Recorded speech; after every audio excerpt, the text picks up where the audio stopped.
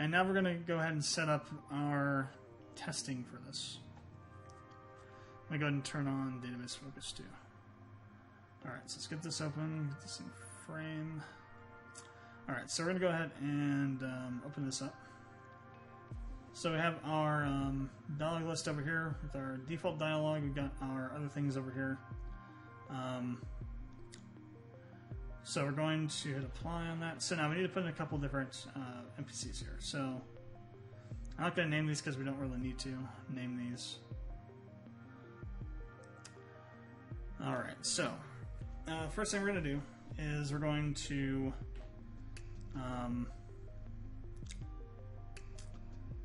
set a default value. Well, we're going to set the initial value. So I want to get the first index, right? So we need to do a thing called we need a plugin command called tutorial.get dialog, or rather dialog selector space get dialog and then 0. And that'll populate the thing. And then what we do here is we go over to show text. We grab the face, and then we put in /v, and then 1. I think it's lowercase, not capital. Oh, it is capital. Okay. So now, in here though, what we need to do now is we need to put a conditional branch in here. We're going to base it off of a script call, and we're going to say game system. That's going to be our one function here.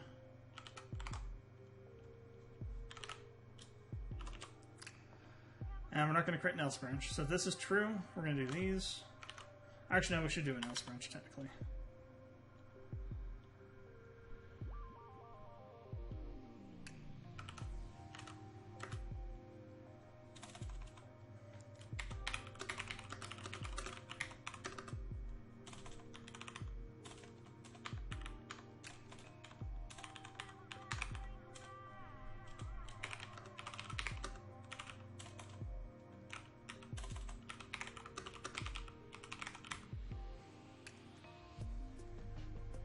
Alright, so there we go. So we're going to do that. Action button, same as character, hit apply on that, hit OK here.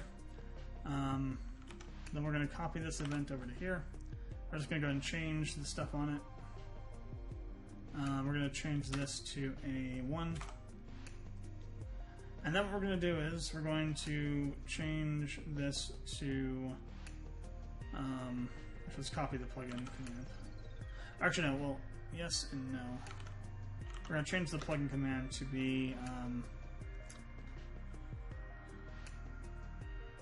enable dialog system, right? Yeah.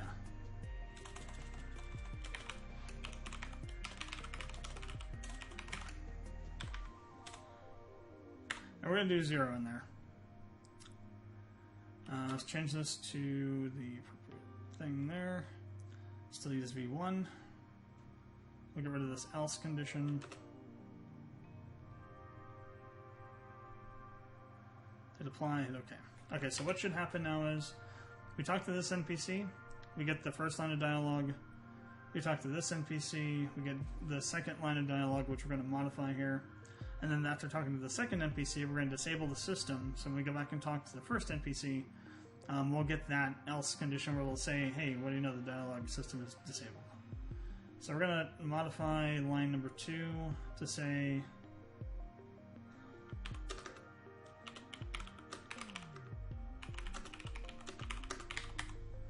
I'll turn the system off now.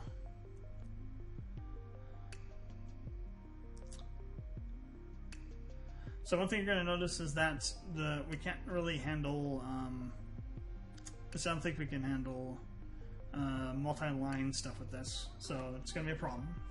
We will address that in the next plugin.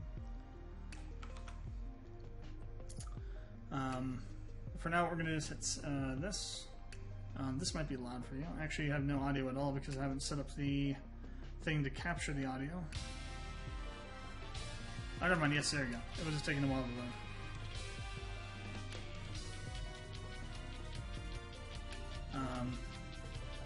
Okay.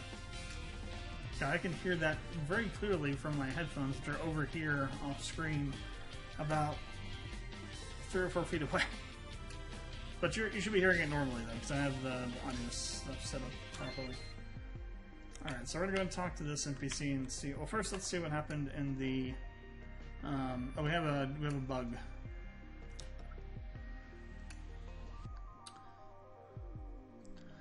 So set dialog variable is not a function.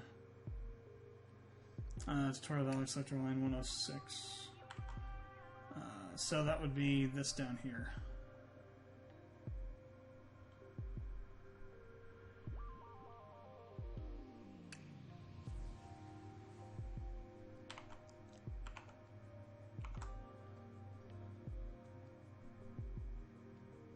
Oh, whoops! I did not even catch that. We had that stuff there.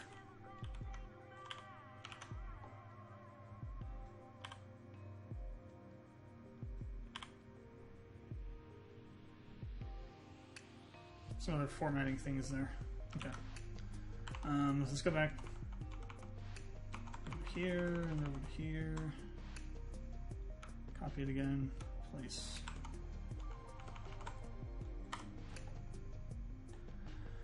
This system, dollar system enabled property of null 116.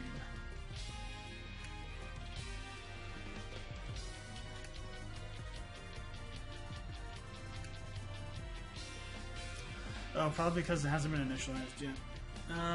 Okay, so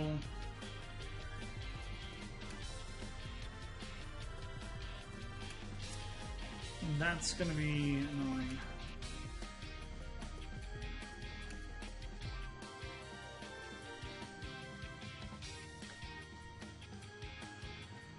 So we can fix this, but we'll have to do something real quick.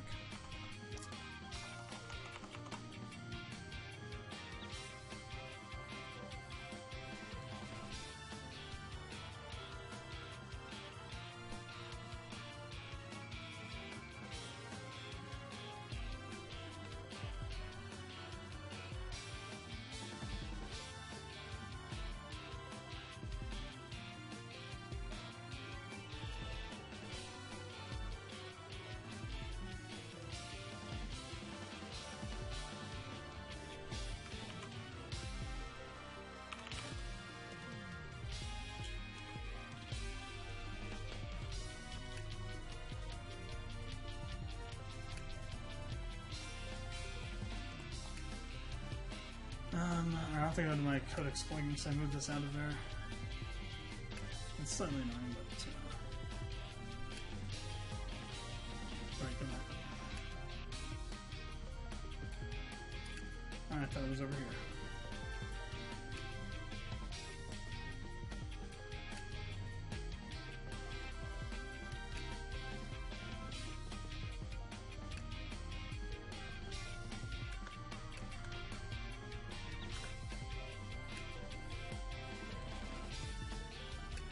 Okay, so I need to add one more thing here, which is to see if the database has been loaded, because that should,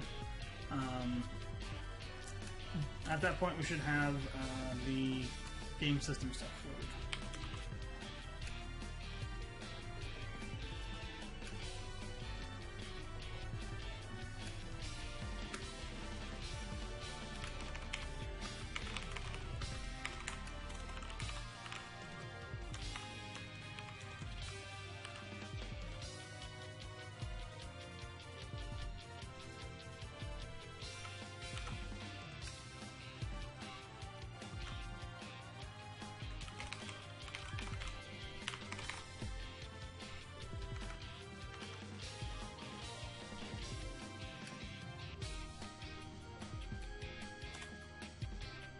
We'll see if this works.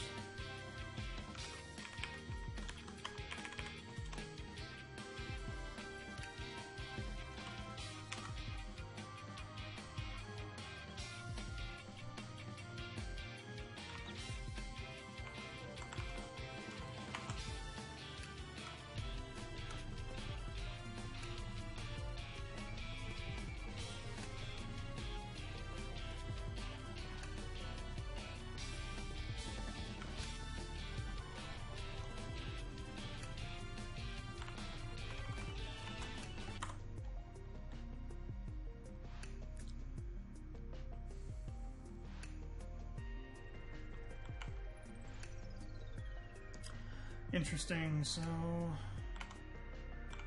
is game system not set up by that point either? Let me see.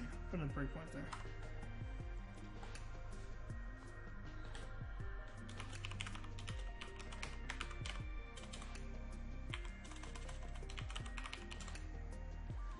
I mean, I guess so. Yeah, because game system would be after the game has started. Is there some way we can handle this so that it runs when the game is loaded? Let me check managers.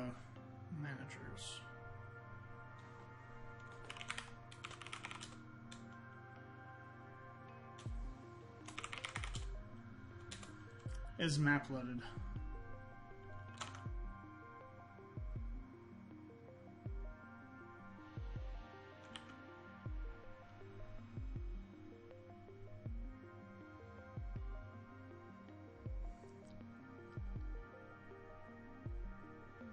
Let's try that instead. So this is going to be data.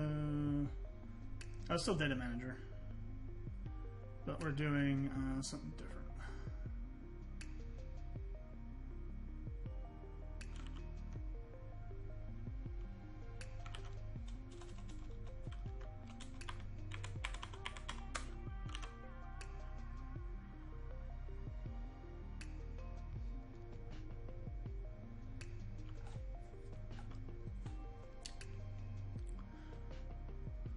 So, if you want to run something,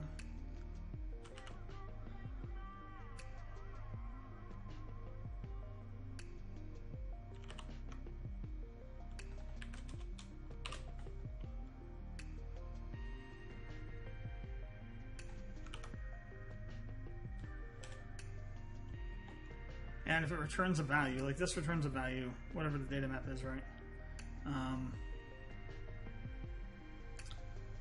So we're going to say let's so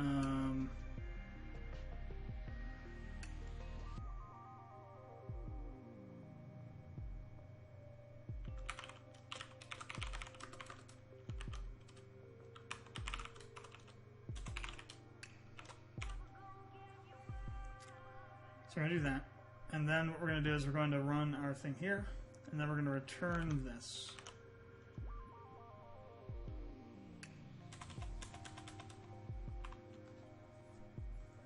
Now you can also say that if map is loaded,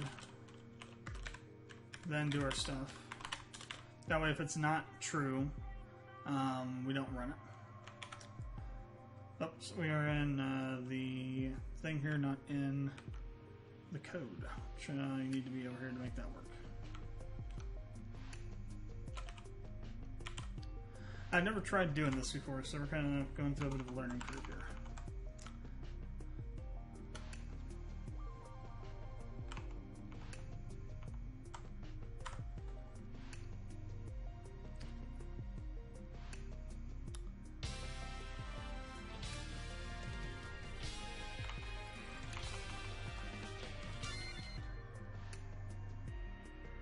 There we go. Now we have game system. So continue.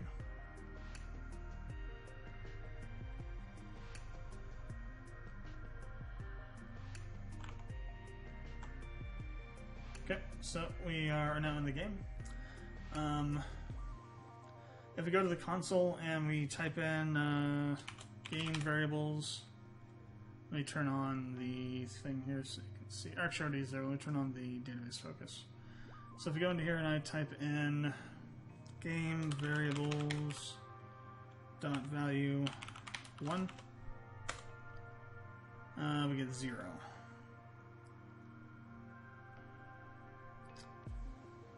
Interesting. If I do, well, actually I haven't done anything yet. What I wanted to do was this.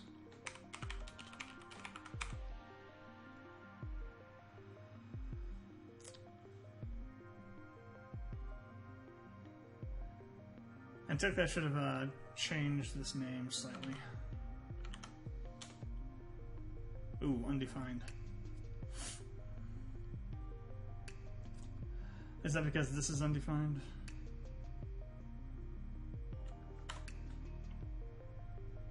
that's true.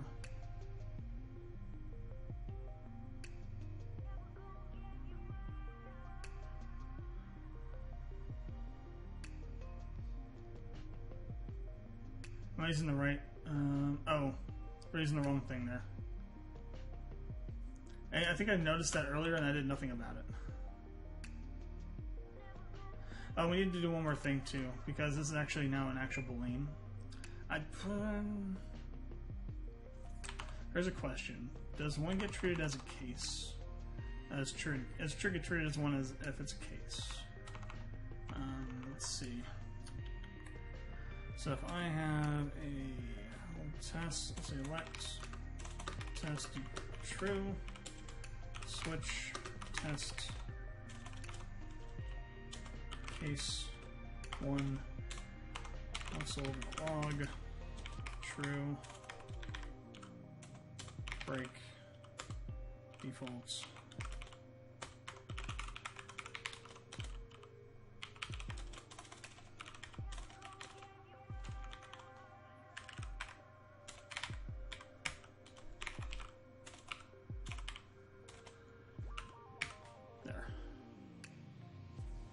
It does. Okay, so we have to handle it specifically.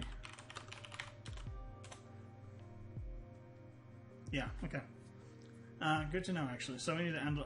We need to put that into case true. I didn't think about that. Now, if we didn't convert this to a string, or from a string to an actual link, that would have worked. But we need to put that in there too to handle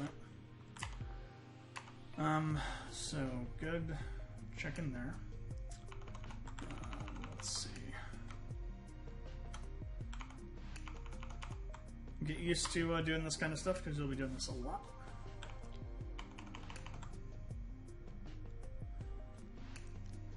Unless you've been coding for an extremely long time and are a very meticulous coder, which I am not.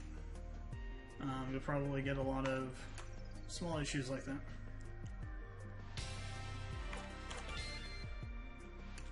Okay, so now if we run this over here, we get true, so it's enabled. Alright, so let me turn off this. Go back over here. Alright, let's go ahead and talk to the first NPC. Okay, that didn't work. Let's see. Let's put a breakpoint down here and figure out why. Maybe the list has an issue now.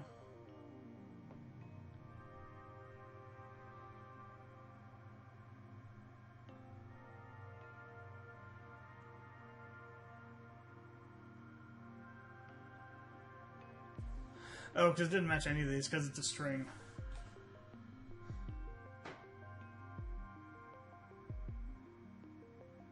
So it goes in here and we're looking to see if it has anything. That actually, let me see, that shouldn't spit anything out. Oh no, it should, yeah. This is the first line of dialogue.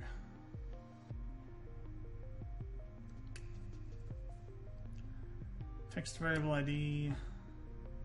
Oh, it's nan.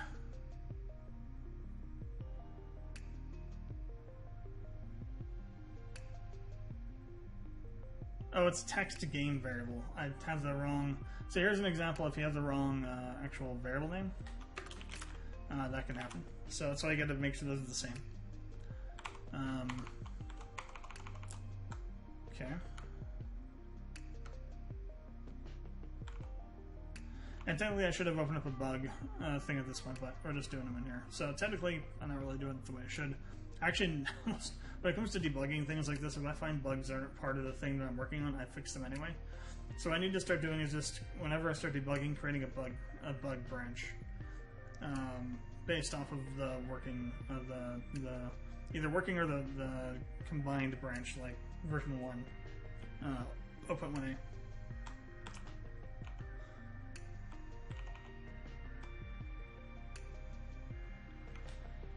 Okay, do that. Go back here, refresh. Actually, we can't do that there because we aren't in the debugger, so I need to refresh that.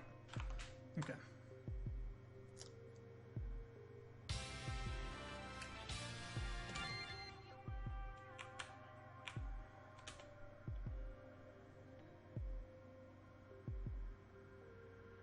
There we go. Okay.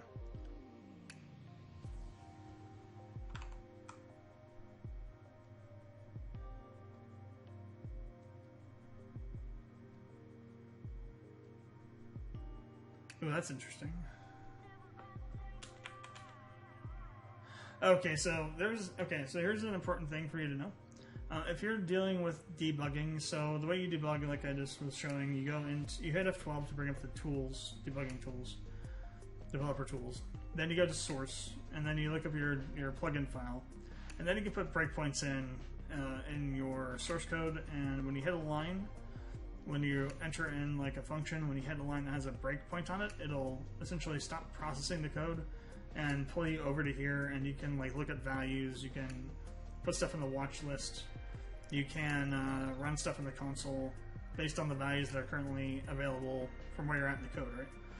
The problem with that is with RPG Maker is that in some cases, especially when you're dealing with the enter button being hit, when you do that and come back from doing that, the enter button is still acting as if it's pressed down. So when you hit the enter button, it'll essentially process it as two presses of the enter button. You just have to go and hit the enter button again. Like if we just restarted this and talked to her right away without going into the debugger like that, it would have not have done that. That's especially in menus. If you're in a menu and you hit enter and you're looping, you're processing through different stages with breakpoints and stuff, the menus will just keep going through every menu until they hit the end of your menu chain. So that's good enough. So yeah, here's the first line of dialogue. So we're going to go over here. Yeah, see the text is overrunning the window. Now if you come back over here, dialog system disabled. There you go. So there is our plugin working. Now let's add in a little extra bit here. I'm going to actually check and see if we can do something about the line there. I don't think this will do anything, but let's just see if it does. Let me turn on this. Because I'm pretty sure that new line characters don't get processed into new lines, actually. But for the sake of trying it,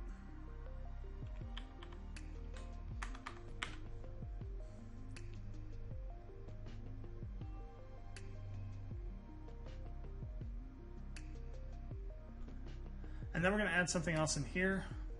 We're going to show choices, show text, actor 1. Let's see.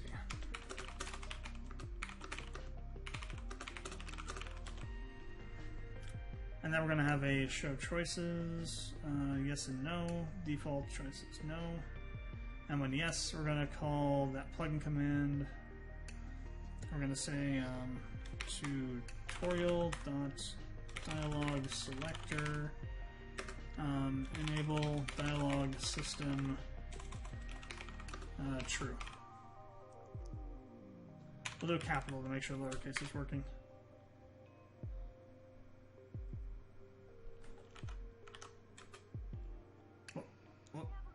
And we're going to say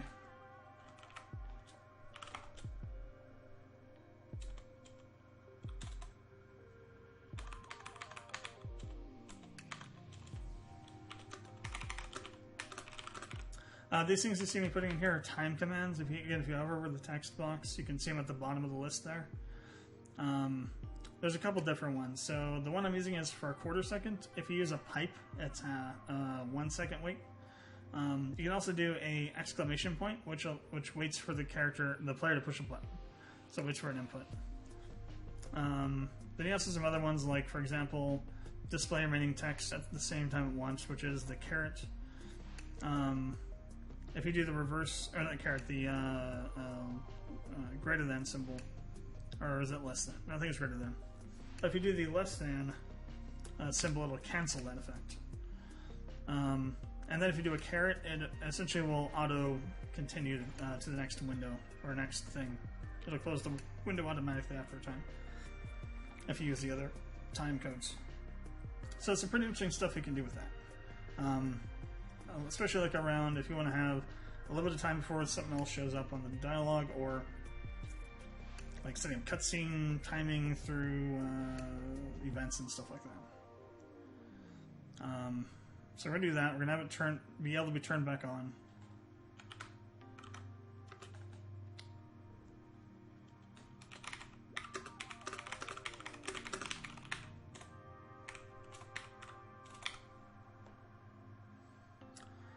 Okay, and then what we're going to do is we're going to put a switch on this one, self switch.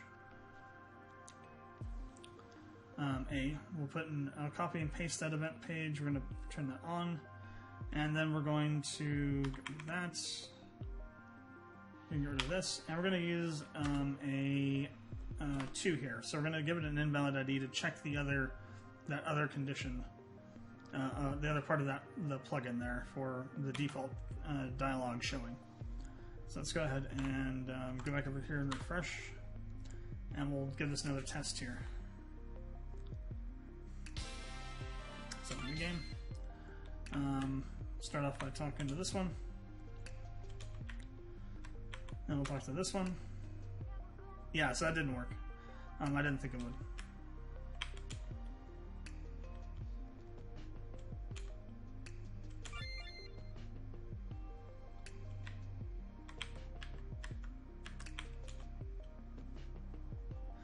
Maybe it doesn't have to be double. Maybe it just has to be single. Let's try that, and then we'll try the test again real fast. But it did do the default dialogue, so that was a success.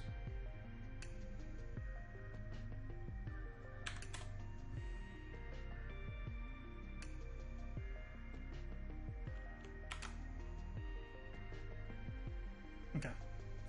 So the final test. Whether or not the end thing works that'll be the end of this tutorial here. So talking. Yeah, no, I didn't think so. It doesn't work that way.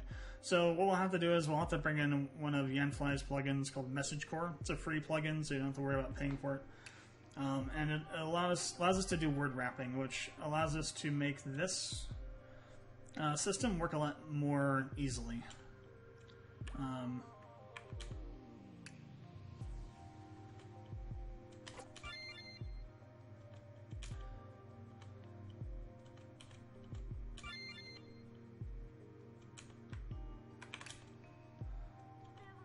Oh, the thing didn't work, the text code didn't work there either. That's interesting. That should have the character name in it.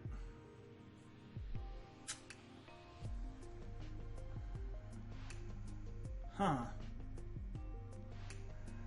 That's very interesting. Just really quick.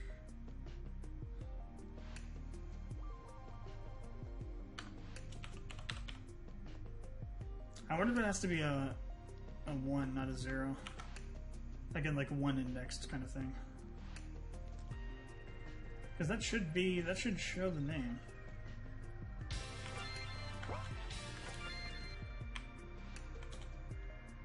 Oh, it has to be, okay, it's 1 indexed. Well, no, because it didn't show anything that time, but the other one didn't show anything at all. So that's interesting. So if it must be how it's being displayed from the variable. So you like have a code inside of a variable, which is already being processed as a code. So it must not do like it must not reprocess it. It's kind of interesting. I think Yanfly's Message Core plugin fixes that. So I thought that was supposed to work. But just to do our absolute due diligence here, let's change that to a 1.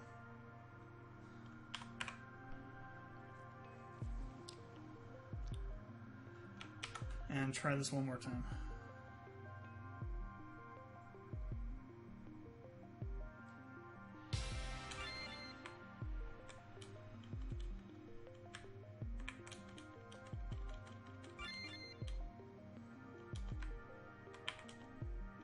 Yeah, okay.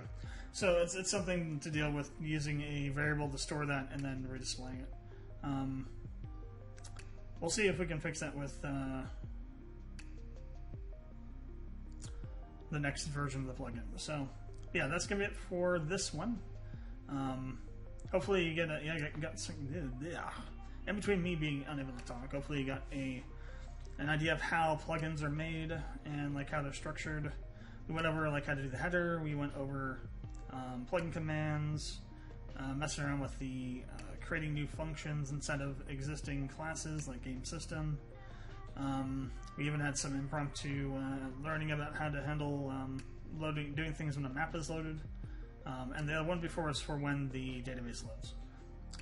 importing parameters and what happens when you don't name them correctly. So I inadvertently do what I do normally when I code, just half-ass everything and miss stuff.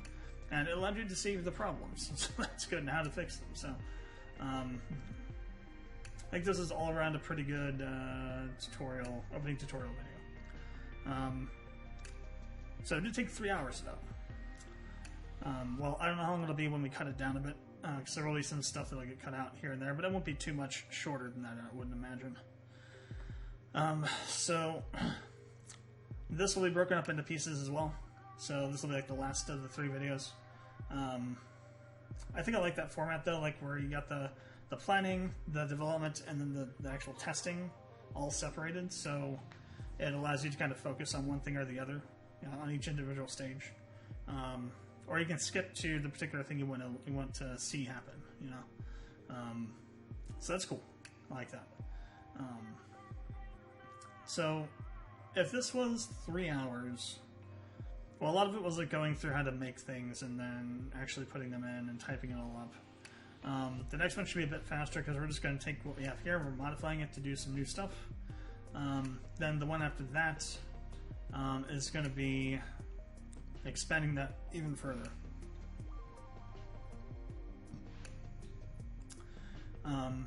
So I don't know if the average to expect is going to be 3 hours. I don't know. Hopefully, maybe not. But I mean, for sure, when we get to the more complex plugins, those are going to be multiple days of recording for me. Like I'll have to record it in sections and then essentially stitch it all together. So it's not going to be like a single sit down, to record in like 10 hours of coding. Don't have enough time anymore to do that. If it was 2020, maybe, because I was in between jobs during that time and, you know, COVID and all that crap. But these days, no, I don't have that amount of free time. So we'll see how this goes. Hopefully, the 2-week, the week on, week off kind of schedule means that I'll have the time to actually do that. Then put together the video.